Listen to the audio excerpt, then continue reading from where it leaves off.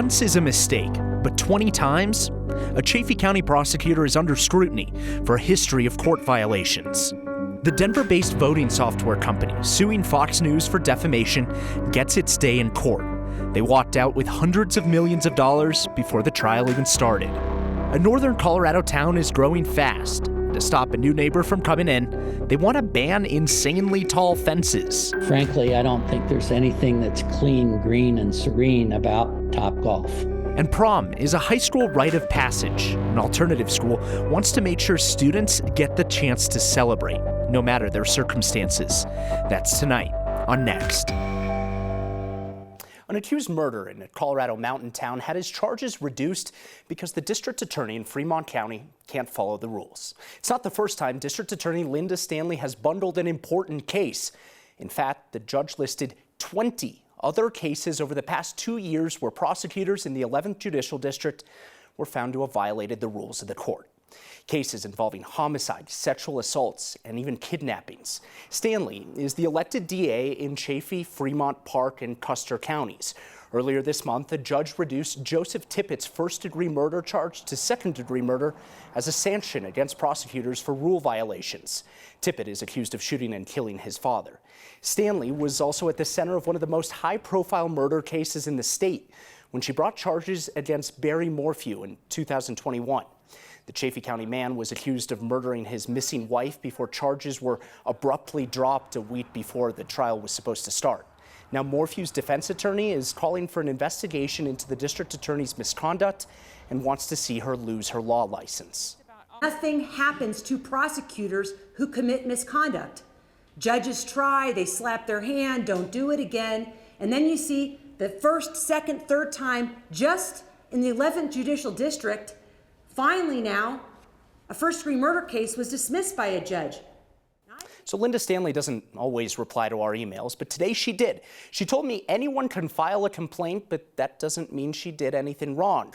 She says everyone is entitled to due process, including her. The Supreme Court's Office of Attorney Regulation Counsel has already launched an investigation into Stanley's conduct based on a complaint filed last year. Dominion's defamation lawsuit against Fox News is over before it even really started. The high-stakes trial barely got past jury selection, but it did win Dominion $750 million with a B, dollars. Denver-based Dominion Voting Systems was seeking $1.6 billion in damages from Fox News after the network amplified conspiracies that Dominion's voting machines rigged the 2020 presidential election. Records and depositions released before the trial showed that Fox News hosts and executives did not believe the claims spread by former President Donald Trump and his allies, but chose to air them anyway. Opening statements were set to begin today, but Dominion and Fox unexpectedly reached a settlement this afternoon. Attorneys for Dominion called the settlement, which is only about half of what they were seeking, vindicating. Today's settlement of $787,500,000 represents vindication and accountability. Lies have consequences.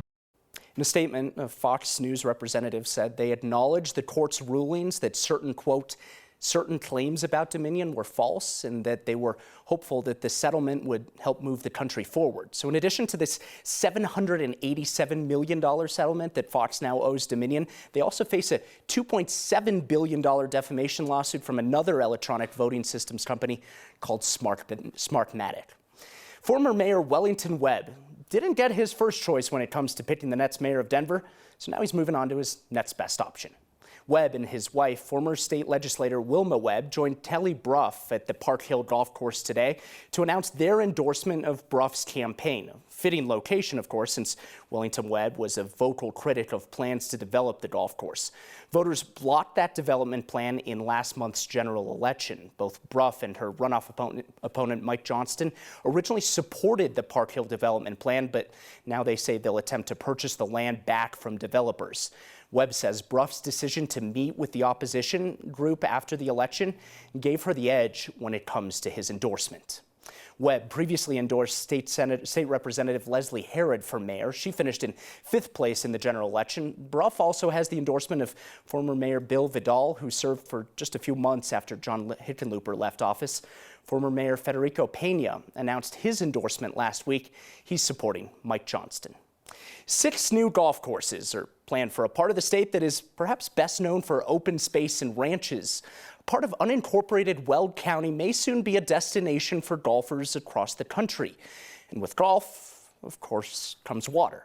Our Marshall Zellender compares how one part of Colorado can move ahead with multiple new courses while another has put them to an end.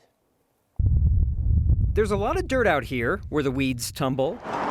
Roggin, about an hour northeast of downtown Denver. This is where golf course developers are planning up to 6 new courses. They are going to have large areas of unmaintained. That's the whole idea of minimalist design. Ed Mates is the executive director of the Colorado Golf Association and the defender of Colorado's 236 golf courses as not being a drain on water. Golf uses less than 1% of the state's water. As far as water goes, it's not a concern for me. Kevin Ross is a Republican Weld County commissioner, but the county has no power over the water that will be used for the golf courses. Weld County's not being wasteful, and quite frankly, water is a private property right. The golf course developers are buying the water rights from the ranch where the first course will be built. 8 different wells that currently provide 1,156 acre-feet of water. That's what the golf course will also use, the equivalent of a year's worth of water for almost 3,500 homes. How is it that we're talking about watering up to 6 new golf courses here when in Aurora last year the city changed policies to restrict future golf courses because of water? This ranch is groundwater dependent. There's only a certain life to that, and that can be problematic down the road. Aurora Mayor Mike Kaufman led an effort last year to halt new golf courses and ornamental turfs to limit water usage. And even though Weld County has nothing to do with the water rights, Kaufman thinks the county planning department should intervene. I think then they should exercise their authority over and take a hard look at it. From this part of Colorado where you can see plains and plains, you can also see the nationwide marketing plan. The website for this new golf course development shows a simplified map without the tumbleweeds and dirt roads, and a list of cities with direct flights to DIA before it shows the driving distance from areas up and down the Front Range. I have learned a lot about water today. So one of my questions was, if not for the ranch and if not for the golf course, what would happen to the water? It is not a free-for-all. Like Aurora could not claim the water to ease its water restrictions. Let me show you a map.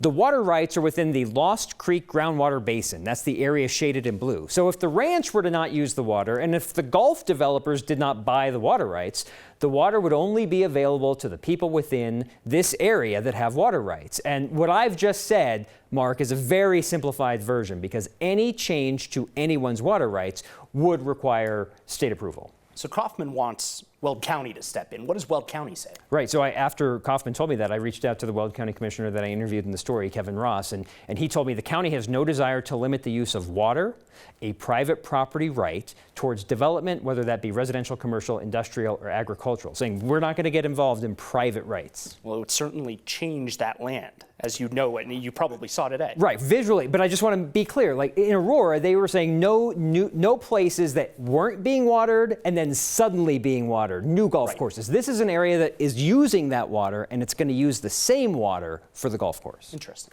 Marshall, thank you. There's a small town up north that really doesn't like big nets. Yeah, we're talking about residents in Timnath in Larimer County that'll vote in a special election in June to ban nets and fences over 65 feet tall. Sounds specific. Yeah, it is. Well, it's one way to stop a Topgolf from coming to your town.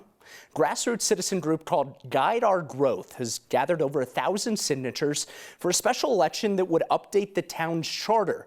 The goal here is to stop a potential Topgolf site in a new development near the Poudre River, and residents hope putting limits on fence heights is the way to do it. Topgolf has high fences, of course, to keep the balls from going into the surrounding areas, but some residents in Colorado Parks and Wildlife as well are concerned that the nets could injure or kill local and protected wildlife. Residents have also voiced concerns that potential for bright lights and loud noises and traffic congestion don't conform with the town's development plans. Developers ask for a variety of minor variances, but this one has 121 variances, and some of them we think are fairly egregious, calling for poles as high as 175 feet, netting. But the major issues for us have primarily been the potential impacts on wildlife. So Topgolf hasn't actually purchased any of the land in Timnath yet, but if citizens approve the ballot initiative in June, it would make it pretty much impossible, if not very difficult, for them to operate inside town limits, unless, of course, they lower their nets. Developers involved with the project say they think Topgolf would be beneficial for the town, but say that they'll respect whatever voters decide. A federal challenge has state lawmakers moving to keep protections for Native children here in Colorado, even if the Supreme Court takes them away. One alternative high school knows the importance of prom better than others. They deserve a time to be a kid. They deserve something fun to look forward to. How the community is coming together to help them celebrate. Next. A bill protecting the rights of Indigenous kids in Colorado passed the state Senate today, and as its predecessor faces scrutiny in the Supreme Court. The Indian Child Welfare Act of 1978 is a federal law that helps keep Native American children connected with their families and communities in cases of separation or adoption. It was originally a response to the country's long history of separating Native kids from their families. Now it's being challenged in the Supreme Court by plaintiffs who claim it's an overreach of Congress into state and Native American affairs, as well as racial discrimination. The bill passed in Colorado's Senate today would keep those protections for Native kids in Colorado if that federal law is struck down. The bill is heading to the State House for further consideration. Community leaders we spoke to last week on the importance of the ICWA bill say dismantling it would be a slippery slope to have everything else fall apart. They told us Native-focused bills heading through the state legislature, like a Senate bill allowing Native regalia at high school graduations, pave the way for addressing larger Indigenous issues. So I walked into a room yesterday with 35 people from 23 different countries. They all sat with a packet of papers and a small American flag. For everyone in those chairs, that room in Arapahoe County was the culmination of a dream. From Ukraine to Mexico and Afghanistan to Spain, people who grew up around the world became Americans. Before they took the oath, the immigration officer asked everyone to make him a promise to bring with them to the United States the cultures and traditions of their home nations. He told our newest fellow citizens that is truly what makes America great.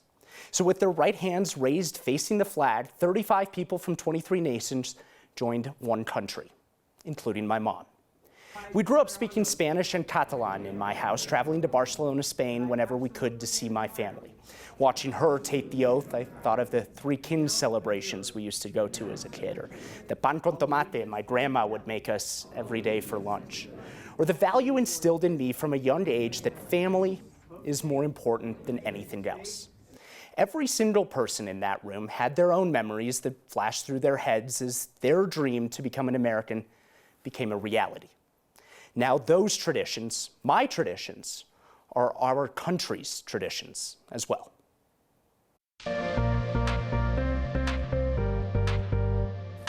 So amazing. Congrats to your mom and, of course, everyone else there. What a dream. Now reality. Across Colorado, we have dealt with such strong winds today, 30, 40, 50 mile per hour winds, not just here around the urban corridor, but up into the high country too. The foothills dealing with the worst of it too. 38 mile per hour gusts around Dumont, 40 in Broomfield, 43 out toward DIA. We still have the red flag warning in place until 8 o'clock. That's going to be once again continuing for the next couple of hours, and then finally these winds begin to relax just a bit for us. Upper 70s into the low 80s this afternoon. We had the heat, we had the low humidity values, we had those strong winds, hence the reason we're keeping a close eye on high fire danger. The good news is we're watching another storm system. It's across the inland northwest. It'll push in overnight into tomorrow, and that will bring us some much needed moisture. It's already hitting the high country and will continue to do so overnight. Tomorrow it's a dry beginning to our Wednesday, but the clouds and the rain quickly push in, and then late tomorrow evening that'll switch over to a little bit of light snowfall here in the Denver area. Not looking at anything major. No significant snowfall here in the city, but up in the mountains, about 2 to 5 inches coming your way. 58, so a big cool off around town. 60s, 70s off to the eastern plains with 20s and 30s up in the mountains. 48 on Thursday. We'll keep it cool and unsettled for the start of the weekend with a chance for some spring storms next week. A prom years in the making. We all have very fond memories of our high school experience. And when you look at some of those big things, prom is one of those things that goes to the top of the list. It could become a memory that lasts a lifetime. That's next. Remember your first prom? Yeah, the one with the pictures of you wearing braces and an ill-fitted tuxedo, awkwardly dancing around with your date. Prom's a big deal. Now a school in Lone Tree is giving their students a chance to create their own memories for the first time. Our Byron Reed has the story. The students at Eagle Academy in Lone Tree have been looking for options. The school is an alternative high school that's trying to break a stigma. Alternative, sometimes I think people have a negative view of what that means. The kids that are fighting, the kids that got kicked out, those kind of things, and that's not really what we have here. What they have is a way for students like Jay Sullivan to bond with classmates. And chance to dress up for once in my life. By hosting the school's first ever prom. I'm kind of excited about that, actually. Like, I've never been able to go to prom, so, you know, I get to go to my first one, so. We're having a night in Paris. It's an event that's been in the works for the past 4 years. I started planning this in 2019 for 2020, and we all know what happened in 2020. I think it's important for every high schooler to have something to look forward to. And I feel like at Eagle, we have kids that are dealing with situations that aren't normal for most teenagers. These are kids that are facing housing insecurity, financial insecurity, food insecurity, so I knew there was a large need. Marissa Harmon is a Lone Tree council member and co-owner of Roots in Maine Salon. So this is how many donations our salon was filled with. She partnered with another local business to collect prom clothing donations for the school. We had 30 men's tuxedos donated from the Highlands Ranch High School, and this entire waiting room was packed full of clothes and accessories and shoes. The goal is for students like Jay to relax and have fun. And I feel like them creating this prom is going to help us all bond a little bit better. An option these students have been looking forward to for the past 4 years. Yeah, I'm just so excited to be able to go and have fun and dance and just let loose and just like dance out all the stress I have. For Next, I'm Byron Reed. Enjoy, and let's hope your prom pictures are less awkward than mine. We have seen some weird stuff out at DIA. I'm not sure if we've ever seen anything that looks like a scary movie, though. The most Colorado thing we saw today, and your feedback is next. The most Colorado thing we saw today is a picture from DIA, and it's about the most on-brand thing we can think of for the airport. A viewer named Becca snapped these unsettling photos from someone walking around on top of the tents above the main concourse there.